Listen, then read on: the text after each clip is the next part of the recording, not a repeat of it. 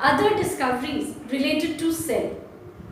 Children, in the last video, I have discussed about that what is cell and how the cell was discovered by Robert Hooke.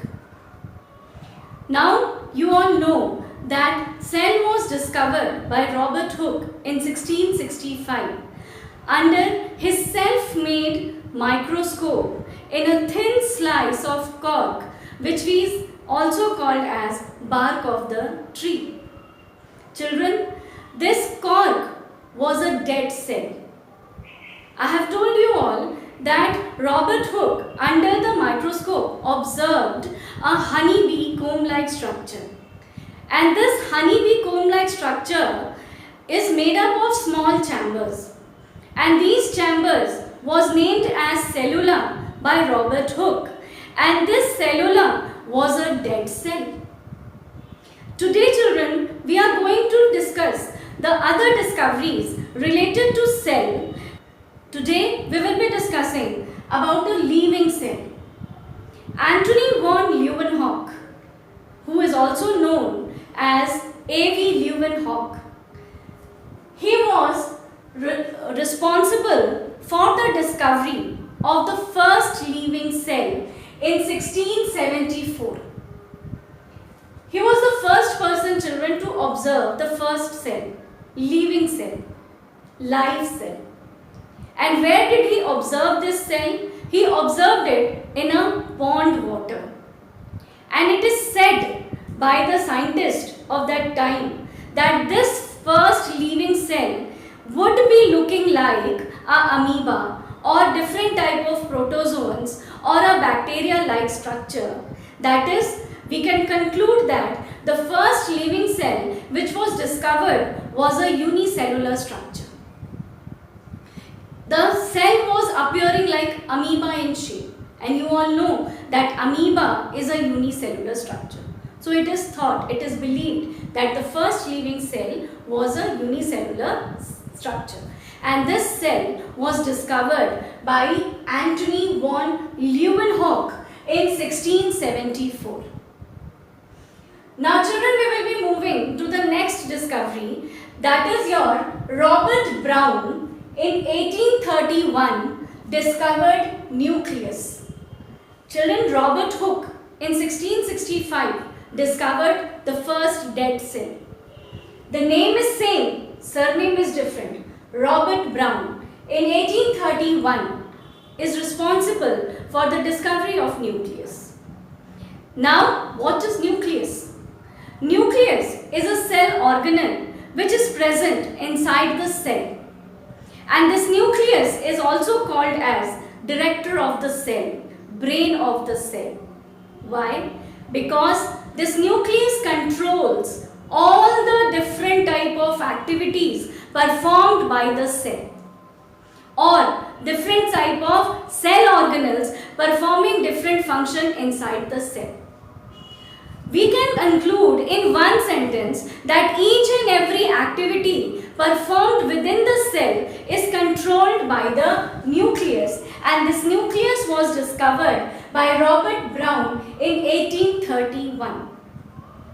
Children, I am mentioning all the discoveries according to year-wise in a series. Now you can see that I have mentioned a name, Purkinje. Purkinje, in 1839, he discovered protoplasm. I'll tell you that what is protoplasm. But this protoplasm was discovered by Purkinje in 1839. Now you can see that I have written a next scientist called as J. Huxley. J. Huxley in 1868. J. Huxley was responsible. He has reported that protoplasm is the physical basis of life. Now children, we will be first knowing that what is protoplasm, and then we will be knowing that why protoplasm is considered as physical basis of life. Children, if I draw a diagram of a cell, suppose I am drawing a plant cell. This is a plant cell.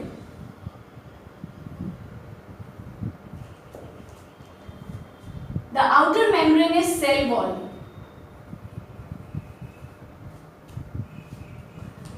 Another membrane inside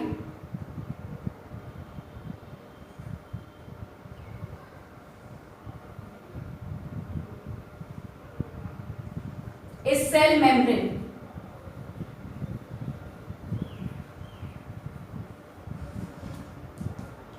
Now children, inside this boundary, within the cell, many cell organelles are present.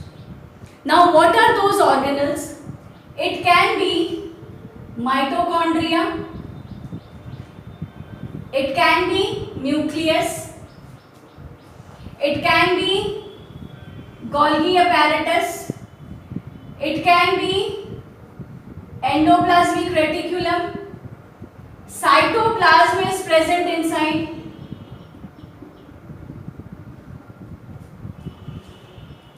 Children, everything which is present inside the cell is called protoplasm.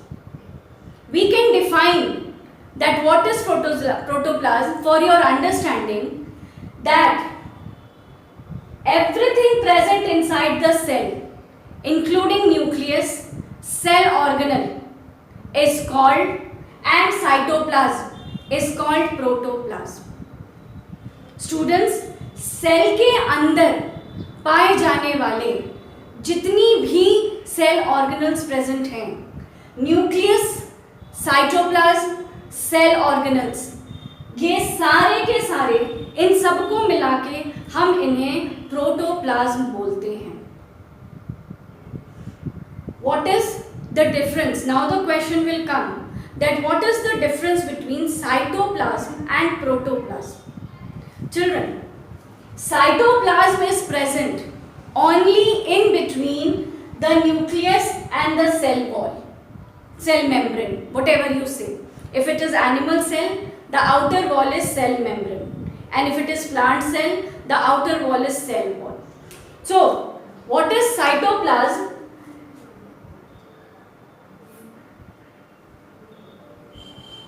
The fluid, the liquid which is present in between nucleus and cell membrane. This liquid is called cytoplasm. This liquid is called cytoplasm.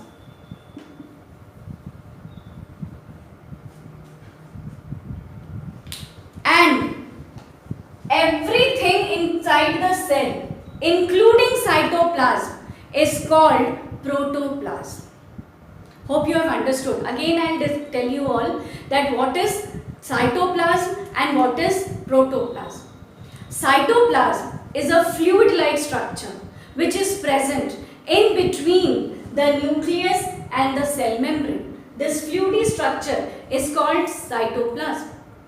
And what is protoplasm? The entire living material, including nucleus, cell organelle and cytoplasm, is called protoplasm. Hope children you have understood now that what is protoplasm and cytoplasm. Now, why did Huxley define that it is called as physical basis of life? Yes, this whole content of the cell, nucleus, cytoplasm and cell organelles, when all the three content of cell performs its activities very nicely, in a very well arranged manner, in a very proper manner, then the cell can work, then the cell can perform its activities. Children, always remember, to make cell work, we have to make the internal material work. Until and unless the inner protoplasm is working, is performing its function properly, a cell cannot perform its function properly. So that is why Huxley told that your protoplasm is the physical basis of life.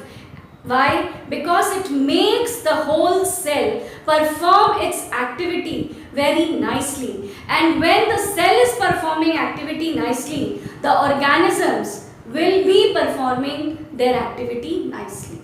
So that is why your protoplasm by J. Huxley, it was reported that protoplasm is the physical basis of life. Children, to explain you the difference between protoplasm and cytoplasm, I have made this diagram on the board. You can see that I have drawn this is an animal cell, and the outer wall of the animal cell is your cell membrane. This is your cell membrane. Now first let us understand that what is cytoplasm. I have written that fluid present in between cell membrane and nucleus. Now in the diagram, children, this outer wall is cell membrane. And this dotted structure you can see, this one is your cytoplasm. Children, you can see that I have not drawn this dotted structure within the organelles, inside the nucleus. So this is nucleus and this is cell wall. So this fluid, this dotted fluid-like structure present in between this region, in between nucleus and in between cell membrane, is called cytoplasm. And what is protoplasm? Protoplasm includes this cytoplasm, this nucleus, and you can see I have drawn cell organelles like mitochondria, endoplasmic reticulum, Golgi apparatus. These are cell organelles. So all the three content, cell organelles, nucleus and cytoplasm, all of the three present inside the cell is called protoplasm. And now children, I hope that the difference between the protoplasm and cytoplasm is clear to you all. Now let's move ahead with other discoveries related to cell. Now children, you can see that I have written the name of two scientists, Matthias Sliden and Theodor Swan. Matthias Sliden was a botanist and Theodor Swan was a zoologist. Children, the person or the scientist who are working on plants or plant species, they are called as botanists. The branch of biology in which we study about flora, about plants are called as, the subject is called as botany, and the person who is dealing with those type of plants and plant species are called as botanist. Similarly here, the branch of biology dealing with the animals, fauna. So there the subject is called as zoology, and the person dealing with that subject or dealing with the animals is called as zoologist. So Theodor Swan was zoologist and Matthias Sliden was botanist. They both have worked on the cell. Matthias Sliden, being a botanist, has worked on plant cells, and Theodor Swan, being a zoologist, has worked on animal cells.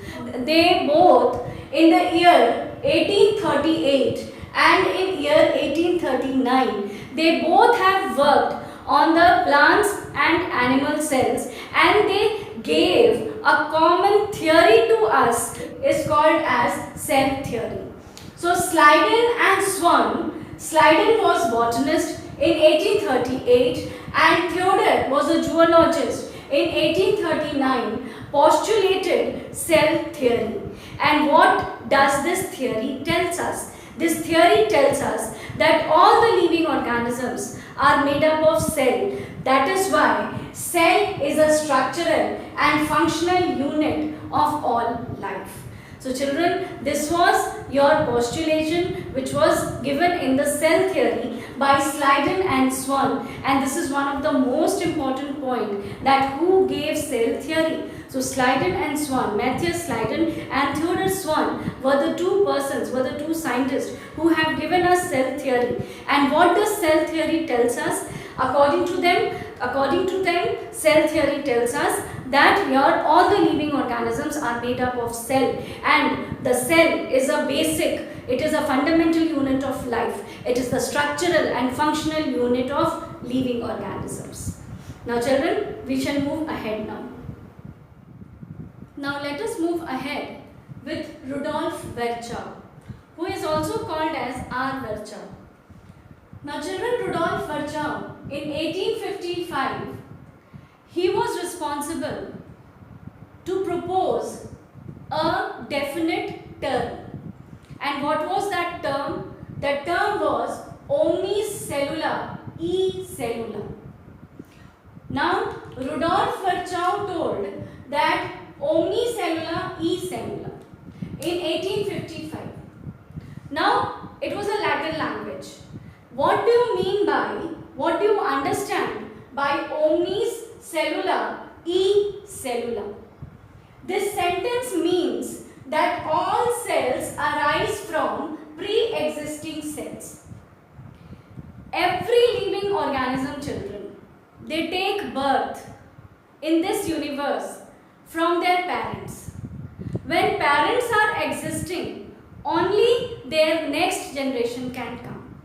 It is among each and every living organism. Either it is a unicellular organism, amoeba. Even amoeba divides by binary fission method to produce 2 amoebae cells. Similarly, paramecium divides to produce paramecium cells. Human beings, animals also have a reproduction process. So always this reproduction occurs and the next generation comes. Children, from where this next generation is coming? From the parents. And these parents are surviving on this universe, on this planet from before. So from the parents who are already surviving in this world, they are reproducing their next generation. This is what your omnicellular e-cellular means. Omnicellular e-cellular means that all cells arise from pre-existing cells. And this was told by Rudolf Virchow in 1855. Children, after the discovery of the statement that all cells arise from pre-existing cells, the cell theory which was given by Schleiden and Swan was modified. And this modification was done by Rudolf Virchow.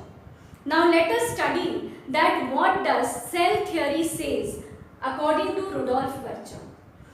Rudolf Virchow modified the cell theory and he said that bodies of the living beings are made of cell and their products.